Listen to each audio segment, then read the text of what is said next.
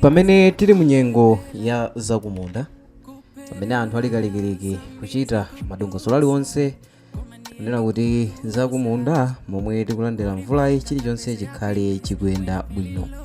Ndipo onse amene adalima kale ndikuti padakale pano akupyala chimanga, komanso ena amene sadalime ndikuti akukonzesera kunena kuti momwe mvula ikhale ikufika kumapeto chilichonse chikhalenso chatheka ndikuti chimanga ndi mbewu zina zikhale zili kale m'munda kuti ziyambe kuchita zomakula.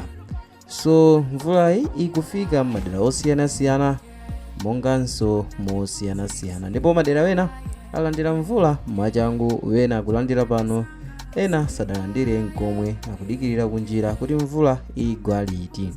So pamene tili munyengo imeneyi zochitikanso ndi zambiri, ndipo pamene boma lili kalekileki kugulitsa mbewu ija yotsika mtengo, mbewu za sabuside komanso fertilizer ndi zina zotero zipangizo za ulimi zotsika mtengo, mashopunso osiyanasiyana akugulitsa mbewuzi pamitengonso yosiyanasiyana. Ndiye kuti mmene tateremu pambali ponena kuti boma likugulitsa mbewu zimenezi, mavenda nawonso akuchita monga boma likuchitira. Komano ndizomvetsa chisoni kunena kuti ena apezerapo mwayi pa nthawi pamene boma likugulitsa chimanga, ena apezerapo mwayi kunena kuti aziberano wanthu. Ndipo nkhani yonse ndiyonena kuti anthu ena ayamba kumagulitsa mbewu zimene ndi zabodza zimene akumazika m'matumba. Mano chimangacho chili chimene sicha ku kampani kapena kuti chopangidwa research, akumagwiritsa ntchito chimanga chomwechi chimene anthu adakolola. Ndipo anthu akuchitezi ndi cholinga choti aberewa anthu ndi kumawaphunzitsa kuti chimangacho nchochokera ku fakitole. Koma mwayi wake mmodzi mwa anthuwa yemwe nayenso adali bize kupanga zimenezi adagwidwa dzanali atapezeka ndi matumba amene ndi afeki omwe iye amagulitsiramo chimanga ngati mbewu ndikumayigulitsanso pa mtengo okwera. Ndipo mkuluyi atamugwira amamusunga ku polisi kumeneno adakaonekera ku bwalo la milandu.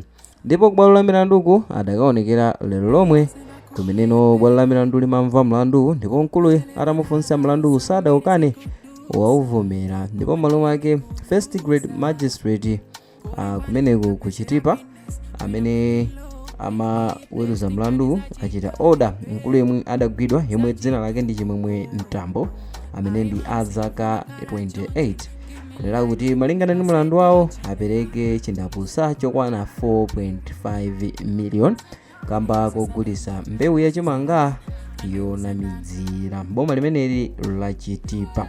Izizi zinachitika pa 15 Novemba chaka chomwe chino cha 2025 pamene Mtambo adapezedwa akugulitsa chimanga chimene adachika m'mapaketi okwana 80, ndipo mapaketi 80 wa ataunikidwa adapeza kuti ndi mapaketi abodza, muli mbewu yomwe ndiyonamizira si yomwe ndiyochokera ku makampani kapena kuti ku factory, andi iyeyi amagulitsanso mbewu popanda license iliyonse. Ndipo amene wawa Mtambo ku bwalo la milandu adapempha bwaloli kunena kuti liwakomere mtima. Ndipo oyang'anira pa nkhani za milandu amene ndi Robert Chawinga adafotokoza kunena kuti chigamulo cha nkhani chimayenera kukhala chigamulo chokhwima kwambiri, ndipo yenso ogwidwa akuchita mchitidwe monga umenewu ogulitsa mbewu imene ndiyonamizira amayenera agamulidwe kuti apereke ndalama zokwana 50 million komanso kuti akakhale kundende kwa zaka 10. Komano amenewa Chimwemwe Mtambo powatchaja ndalama yakwana 4.5 million achita mowakomera mtima chifukwa chona zoti ndi mlandu oyamba, andi izizi zachitika choncho chifukwa iwowa ndi koyambanso kupalamula mlandu. Komano iwo adafotokoza kunena kuti first grade magistrate Bilengosi mene amapereka chigamulochi adachita izizi ndi ganizonso lolena kuti ena onse amene akuchita nkhalidwe umenewu atengerepo phunziro kunena kuti zimene akuchitazi alekeretu, chifukwa chona zoti winanso akapezeka ayembekeze kuti chigamulo chimene apasidwe chikhala chokhwima kuposanso pamenepa, chifukwa choti awa awachaja kupereka 4.5 million akamba kunena kuti adawakomera mtima chifukwa adamva madandaulo awo. Komano chigamulochi malingana ndi malamulo a dziko ndikuti munthu ogwidwa akupanga zimenezi amayenera kulandira penalty yopereka ndalama zokwana 50 million, komanso amayenera kuti akakhale ku ndende kwa zaka 10. Kumawawa m'malo mwake awuzidwa kuti apereke ndalama yokwana 4.5 million komanso kuti akakhale ku ndende kwa miyezi 12, ndiye kuti chaka chimodzi kumene akakhale akugwira ntchito yakalavula gaga. Zonsezi zachitika kamba kugulisa mbewu imene ndi yabodza. So ndimati ndifunse kunena kuti Amalawi linangokhala khalidwe lathu kunena kuti pachochitika chiliyonse chimene chikuchitika timafuna tipezerepo mwayi ofuna kumapeperesapo anthu.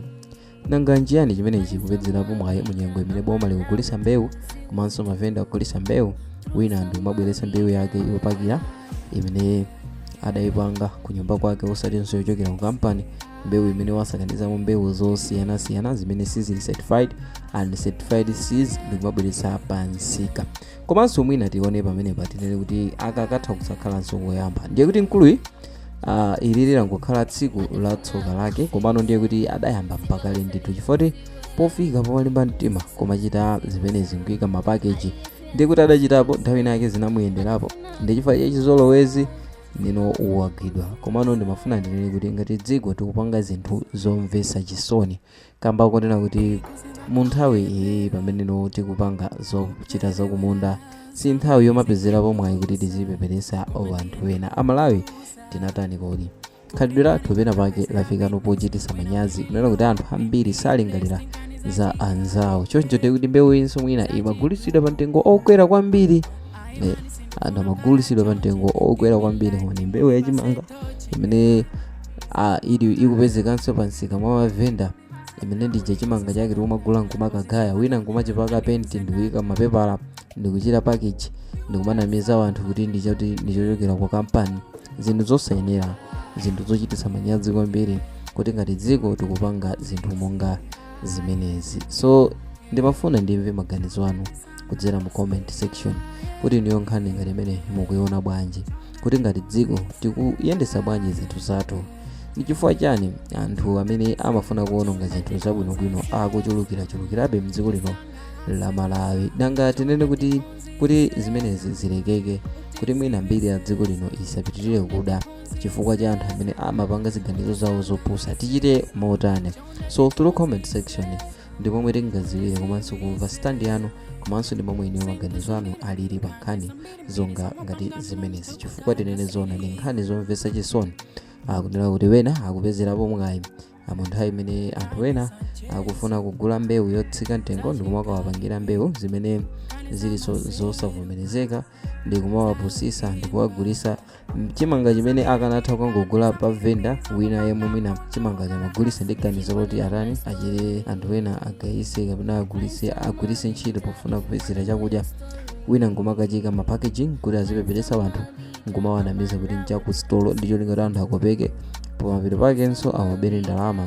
Chimanga chimene akanatha kuchigula pa mtengo wa 1000 chakuti akanamawagulisa mwina pa 1 kg 7000 or 8000 kumene ndikuba kwakukulu. So timve kunena kuti sitikuchita bwino Amalawi, tizimvere chisoni muzochitika zathu, tikuchita zinthu mosakondana mopeperesana. Komano timve maganizo anu monga ndakamba kale through comment section. And mu video mtsiku lero mudali ndine wanu Mind Thompson. Ndipo ngati mwayikonda onse walochita like komanso subscribe kuti tithenso kupatsirani ena mwa videos amene tikukonzerani pa WhatsApp mavita YouTube channel. Bye.